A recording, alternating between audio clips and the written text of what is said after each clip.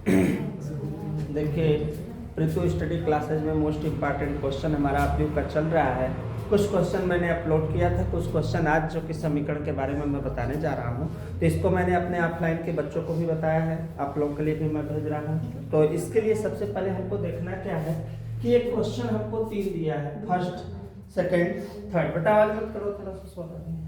तो इसमें निम्नलिखित क्वेश्चन दिया क्या है? निम्नलिखित क्वेश्चन में हम लोगों से कह रहा है कि निम्नलिखित समीकरणों में, निम्नलिखित समीकरण में x, y तथा z का मान ज्ञात कीजिए। ध्यान से देखो बेटा, आखिर x, y, z का मान ज्ञात। इसमें सबसे ज्यादा अगर फेमस कोई सवाल है तो ये क्वेश्चन सबसे ज्यादा क्या है, फेमस है, और 2025 बोर्ड के लिए भी बहुत इंपॉर्टेंट क्वेश्चन है।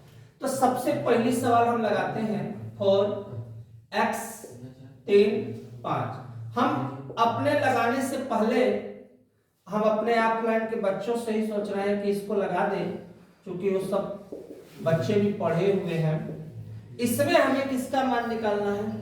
x का, y का और z का। कौन बताएगा बेटा? आ जाओ, लगा सकती हो। मान तो आया है तुम्हारा ना? आप बताओ तो, आओ बट आप लगा के दिखा दो तो। अच्छे के मत बताना, चलो सीखो लगाओ। तो कैसे निकालोगे इसको? बहुत अच्छा। ये देखिए, हमारे चैनल के बच्चे हैं सब, जो कि अभी पढ़ रहे हैं, जो क्लास 11 से 12th में गए हैं। अब वही बच्चे सवाल बताएंगे कि मैंने भी कितना पढ़ाया है। आप लोग भी देखिए कि बच्चे कितना प्रिपरेशन में हैं। अक्षर बड़ा लिखो बाबू, अक्षर बड़ा लिखो पहला चीज। हाँ, थोड़ा फास्ट करो, तुम लगा दो, मैं बता दूंगा।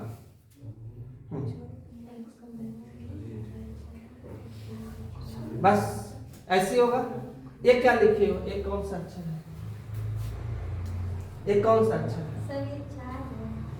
ये 4 है? हाँ। अच्छा ठीक है। किसके साथ तुलना की? सर ये 4 है जो ना, उसका y के साथ तुलना की। हाँ। और 3 का z के साथ। हाँ। और x का 1 के साथ। ये 5 है तो इससे कोई मतलब नहीं होता है। बहुत अच्छा, ठीक है, जाओ बेटा, बहुत अच्छा।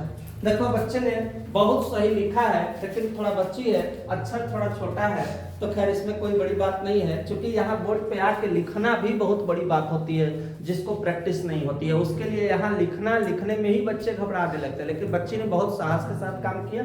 तो अब इसको हम बताते हैं कैसे लगता है। इसमें जो कंपैरिजन करते हैं लेफ्ट और राइट का, इसमें ध्यान देते हैं। जैसे मैंने इधर से 11 नंबर ले लिया, मान लो ये 4 है, 11 नंबर पे है, तो इधर भी हम किसको चुनाव करेंगे? 11 नंबर को। तो पहला मेरा आंसर हो गया। जैसे बच्ची छोटी साइज में लिखी थी, मैं थोड़ा बड़ा कर देता हूं, ऐसे हो गया। 4 के बराबर क्या हो गया? y। इधर 11, इधर 11 हो गया। इसको हम सीरियल नंबर बना देते हैं, y बराबर 4। फर्स्ट मेरा हो गया। अब मुझे ये 3 वाला किसके साथ है? z के साथ है, तो हम इसको डायरेक्ट ही लिख देते हैं। z बराबर कितना? 3 हो गया। और यहाँ ये किसके बराबर है? x की जगह क्या है? 8, तो यहाँ x बराबर क्या हो गया? 8। ये जो तीनों आया, ये हमारा इसका क्या हो गया? आंसर। अब किस क्वेश्चन का आंसर हो गया? जो फर्स्ट सवाल हम दिए थे, किसका मान? x और y और z का मान। तो बेटा देखो, सेकंड क्वेश्चन हमारा है। सेकंड क्वेश्चन में हमको दिया क्या है? दिया है x प्लस y, यहाँ 2 है, 5 प्लस z है, यहाँ x y है। ये मेरा पार्टिकल्स है इतना, बराबर। लेफ्ट में जो है, उसके बाद राइट में देखते हैं, तो मैंने राइट लिख दिया, लेफ्ट भी लिख दिया और राइट भी लिख दिया। अब हम इसको कंपैरिजन करेंगे। फर्स्ट x प्लस वाई बराबर कितना लिखेंगे? 6। समीकरण नंबर हम क्या बना देते हैं? 1 बना देते हैं, कोई दिक्कत तो है नहीं यहाँ तक। अब 1 के बाद यहां से कोई मतलब ही नहीं है, यहाँ पे 5 प्लस z बराबर क्या है बेटा? 5 है कि नहीं है? फर्स्ट के साथ यहाँ पे, तो प्लस उधर गया तो क्या हुआ? तो a मेरा आ गया क्या? 0 आ गया। तो z तो निकल गया, लेकिन अभी तक x y नहीं निकला। तो अब हम फिर लिखेंगे x y बराबर कितना दिया है बेटा? इसके जगह 8 दिया हुआ है। कोई दिक्कत यहां तक किसी को? अब यहां तक के बाद हम x अपने स्थान पे, इसको हम लिख देते हैं इसके ये कहाँ गया इसके नीचे। हम इसको बना लेते हैं समीकरण नंबर, मान लो हम इसको बना लिए कितना 3 बना ले, 3 क्या 2 ही बनाते हैं, इसको हम 2 बना देते हैं, क्योंकि यहाँ हमने कोई समीकरण बनाया नहीं है, मैं डायरेक्ट हल कर दिया। सो करना चाहो तो तुम्हारी इच्छा है तो इसको 2 कर लो, इसको क्या कर लो 3 कर लो, समझने के लिए, अपने लिए पर्सनली। अब x का मान समीकरण क्या में रख देते हैं बेटा, 1 में क्या करने पे रखने पर। तो एक क्या है, हम लोग प्रतिस्थापन विधि पढ़े हैं, सेम वही विधि यहाँ पे लग रहा है। x प्लस वाई बराबर कितना 6। अब जहां x है वहां 8 बटा क्या हो गया y हो गया। कोई दिक्कत है तक किसी को, प्लस y अपने स्थान पे बराबर कितना हो गया 6। अब y का y में गुणा करेंगे तो क्या आएगा बाबू, y स्क्वायर बटा y बराबर कितना 6। अब y का 6 में करेंगे तो कितना होगा, देखो 6y, प्लस इधर आएगा तो क्या होगा, तो माइनस 6y प्लस 8 बराबर क्या हो गया 0। अभी तो y का है नहीं, अब ये क्या बना मेरा, एक समीकरण बन गया। क्या बन गया मेरा समीकरण। अब हम इसको जब हल करेंगे, समीकरण को जब हल करेंगे बेटा, तो यहाँ पे y square minus 6y plus 8 बराबर 0। ऐसा पढ़ा पढ़ो कि 8 आए और जोड़ने घटाने पर कितना हो जाए 6 हो जाता है, 4 गुना के 8। अब गुणनखंड में चिन्ह बड़ी गलती होता है, तो इसके लिए मैं तुम लोगों को जब हाई स्कूल में बच्चे तुम लोग थे तो एक ट्रिक बताए थे तुम लोगों के लिए। 11th वाले बच्चे जो 12th में जा रहे हैं वो ध्यान दें, 4 गुना के 8 और 4 दो कितना हो जाएगा 6। अब इसमें हम चिन्ह को बदल देते हैं, गुणा होगा 4 का y में 4, 2y प्लस 8 बराबर 0। तुम डायरेक्ट भी कर सकते हो, 4 गुना के 8, 4 दो कितना हो जाएगा 6। y इसमें से कॉमन कर लेते हैं, y माइनस कितना हो गया 4, तो 4 8, यहाँ माइनस है तो प्लस की जगह क्या हो जाएगा माइनस हो जाएगा। अब y माइनस 4 एक कोष्टक में, y माइनस 2 एक कोष्टक में, 0 अपने स्थान पे। प्रॉब्लम हो गई, y का मान कट गया 2 ठे।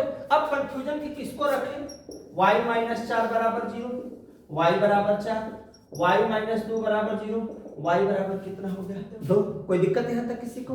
y का मान, अब y बराबर 4, समीकरण कौन में रख देंगे हम लोगों का, एक में रख दो, चाहे किस में रख दो, 3 में क्या कर देते, 3 में क्या कर देते रखने पर। 3 नंबर है क्या, x बराबर 8 बटा के क्या है y है कि नहीं है। अब y की जगह कितना लिखेंगे हम लोग 4, 4 गुना के 8, 4 रखने पर x का मान 2 आया। अभी मेरे पास ऑप्शन है कि y का मान कितना रखेंगे 2, तो 2 चौके 8, तो ये वाला रखेंगे तो 4 आएगा, ये वाला रखेंगे तो 2 आएगा। तो कोई जब दिक्कत नहीं है, तुम दोनों में से जो चाहो सो लिख दो, तुम्हारी इच्छा है तो दोनों को दोनों रख के तुम क्या कर सकते हो, सो कर सकते हो। तो यहाँ तक बेटा स्क्रीनशॉट लो, नेक्स्ट क्वेश्चन में फिर मिलते हैं।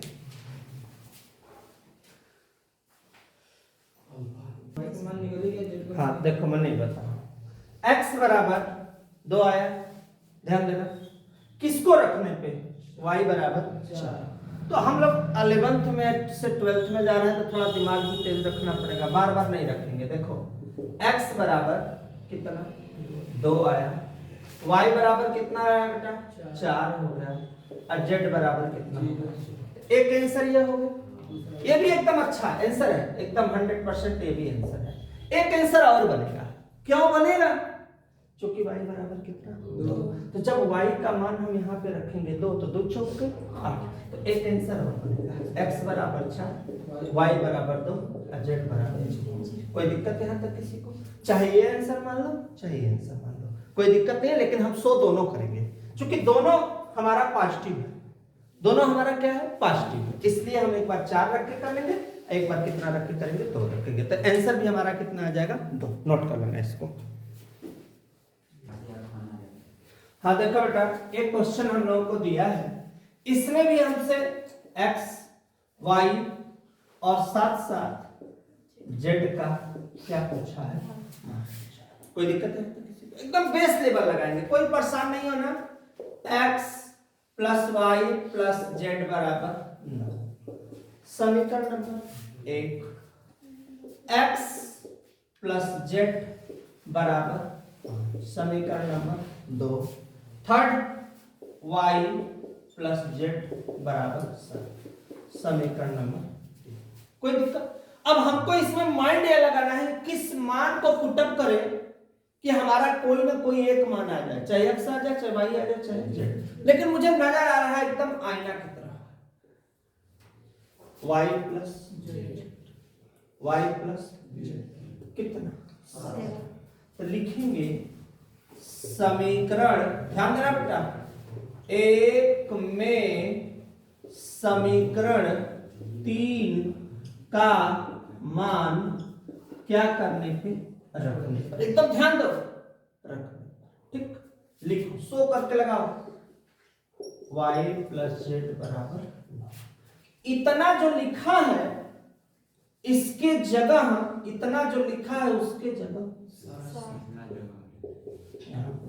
बराबर, प्लस गया तो क्या हुआ माइनस, अब घट गया तो कितना बचा, एक रास्ता ऑलरेडी मेरा बन गया, x बराबर कितना होगा, ठीक।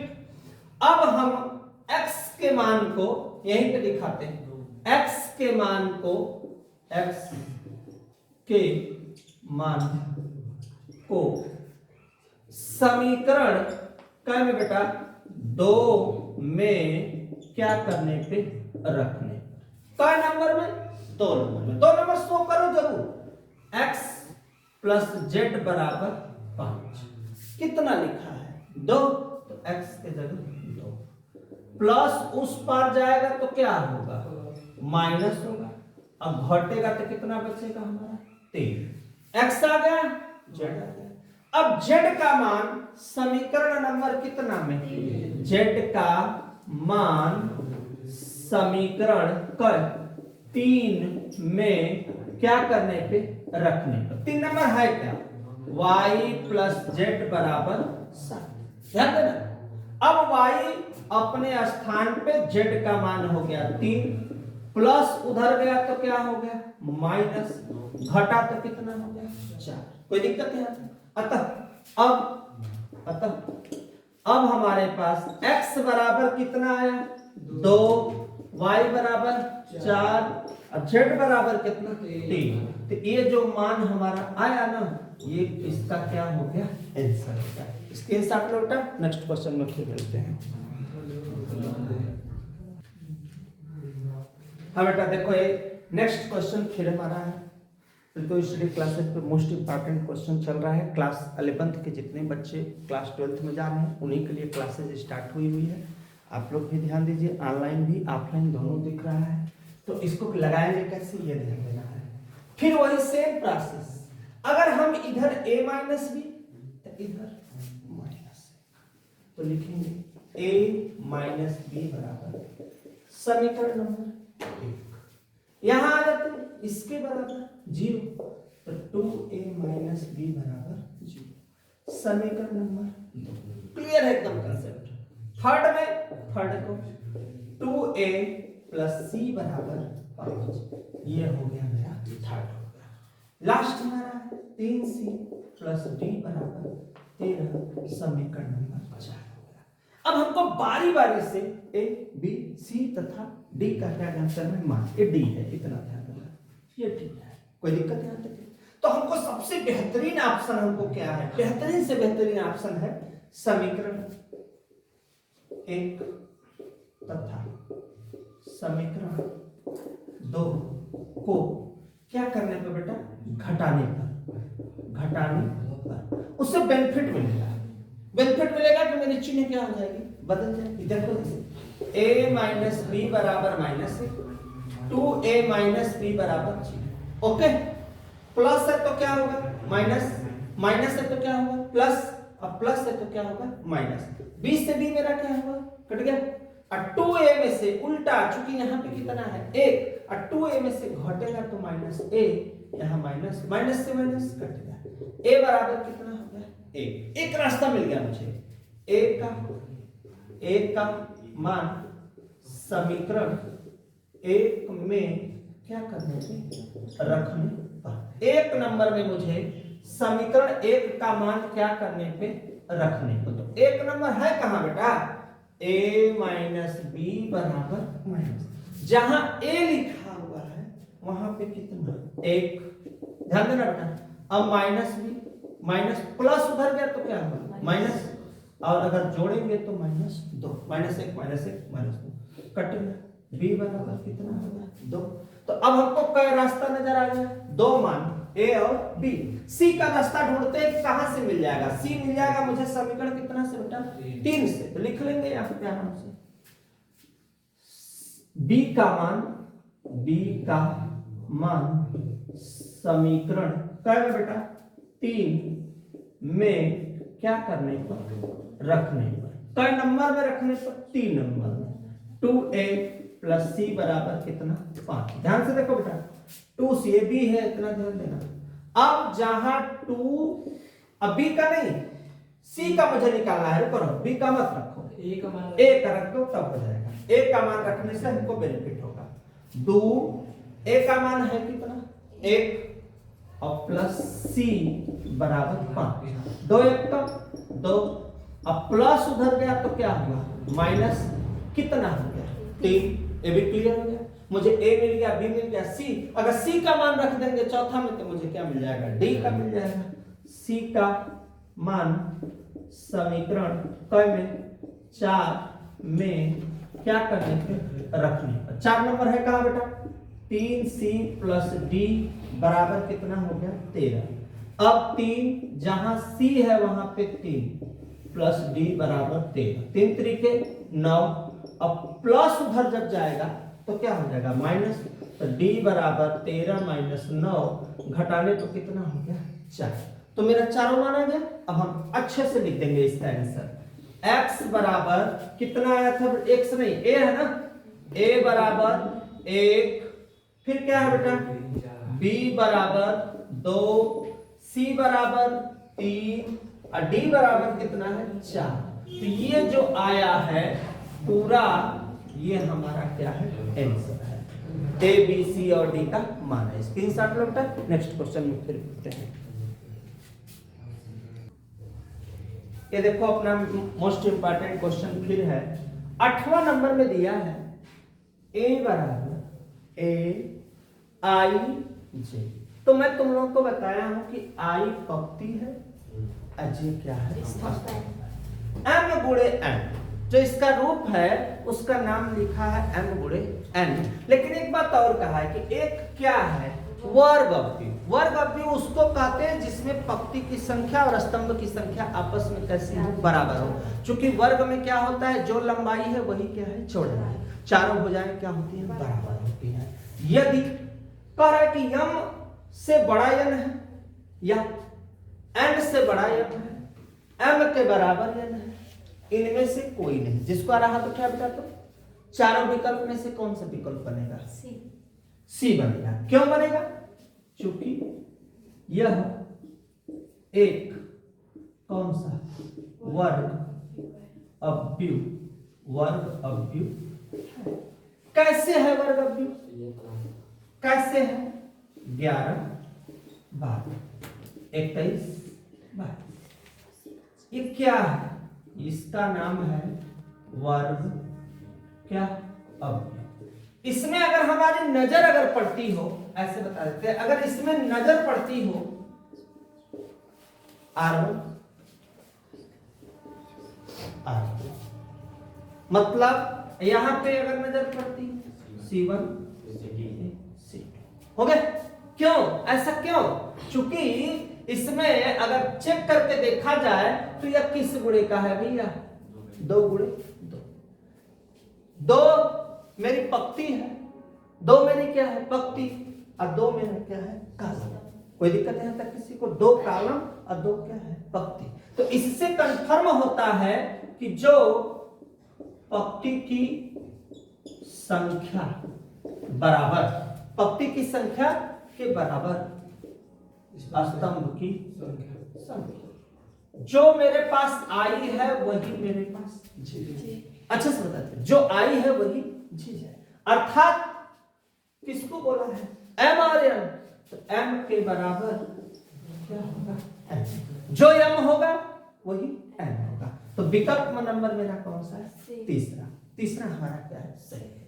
नेक्स्ट क्वेश्चन पे फिर आते हैं, x तथा y के प्रदत्त किन मानों के लिए अवयव के निम्नलिखित युग्म क्या है बेटा, समान है। बोला है कि निम्नलिखित युग्म है लेकिन इक्वल है। इक्वल का मतलब बराबर है, लेकिन यहां तो नहीं दिया है बराबर, लेकिन क्वेश्चन में बोला है कि आपस में क्या है, बराबर है।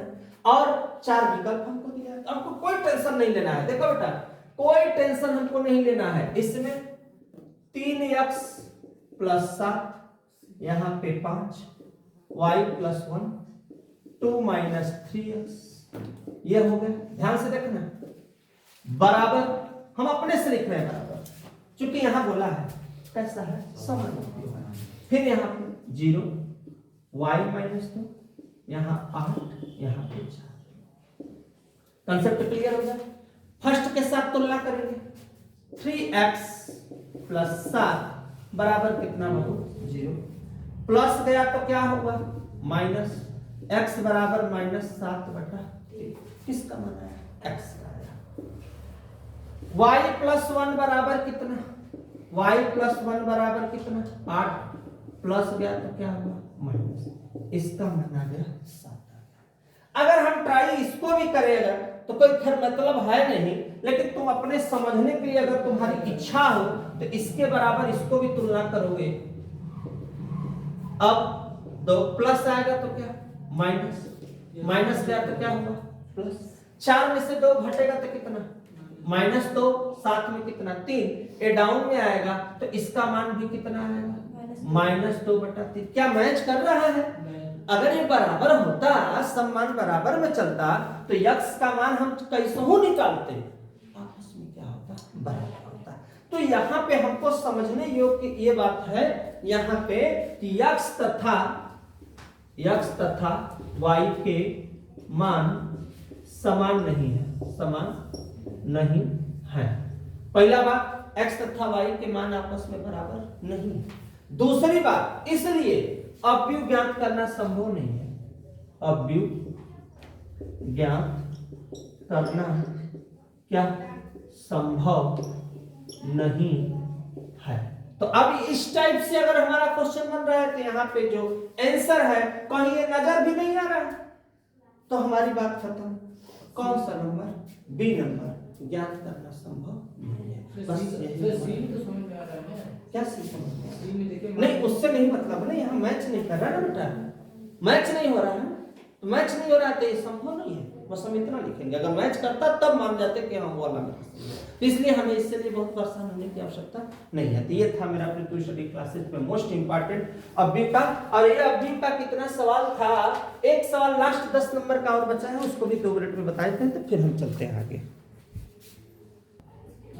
हाँ देखो, इसको हम लिख के हम अच्छे से बताते हैं। देखो, 3 × 3 कोटि के ऐसे अवयवों की कुल कितनी संख्या होगी जिनकी प्रविष्टि 0 या 1 है। अब यहाँ पे देखो, कह रहा है 3 × 3 में अवयवों की संख्या कितना होगा बेटा, 3 त्रिक 9। क्लियर हो गया। 3 × 3 में अवयवों की कुल संख्या कितनी होगी, 9। अब एक क्वेश्चन और इसमें दिया है कि अवयव की संख्या के साथ साथ प्रत्येक अवयव की चयन विधि हमसे बोला है, प्रत्येक अवयव की चयन विधि। तो घात बेटा जब भी हम शुरू करते हैं, किससे शुरू करते हैं, 2 से। 2 के ऊपर हम घात को क्या करेंगे, शुरू करेंगे। तो 2 के ऊपर माना जाता है कितना, 0 या 1, 0 या 1। लेकिन प्रॉब्लम यह है कि अगर 2 पे घात तुम 0 रखते हो तो इसका भी मान 1 होता है। अब 2 पे अगर 1 रखते हो तो क्या आता है, 2। तो ये चयन की क्या है, विधि का नाम है। लेकिन यहाँ पे 0 या 1 के जगह मेरे पास कितना है, 9 है। तो 2 पे घात कितना बनाओगे, 9। 2 का गुणा करो, कितने बार आएगा, 512। ये तो कंफर्म के आंसर कितना आएगा, 512। और आंसर भी यही है। लेकिन अब हम लोगों को क्या करना है कि 9 अवयवों के चयन की विधि है। लेकिन मेरे पास 9 अवयवों के चयन की विधि, ठीक है बेटा, विधि। तो देखो 2 पे घाते 9 बराबर कितना 500। तो अवयव की कुल संख्या कितनी होगी 500। बस यही हमारा क्या हुआ आंसर हो गया। स्क्रीनशॉट लो बेटा, नेक्स्ट क्वेश्चन में मिलते हैं। तुम लोग भी जो है लिख लो, लिखना हो या अवयव की संख्या, किसकी संख्या बेटा, अवयव की संख्या कितनी होगी, तो अवयव की संख्या कितनी होगी 500। यही अपना क्या होगा आंसर होगा। ऐसे क्वेश्चन को देखने के लिए मेरे चैनल तो स्टडी क्लासेस को लाइक सब्सक्राइब शेयर जरूर करते रहिए। अब हम इसके बाद 3.1 प्रश्नावली के बाद 3.2 में जरूर मिलेंगे, इसको देखते रहिएगा ध्यान से। और नेक्स्ट वीडियो जो है जरूर मिलेगा आप लोगों को नेक्स्ट प्रश्नावली के साथ जो है। इसी के साथ मैं चलता हूँ, अलविदा करता हूँ।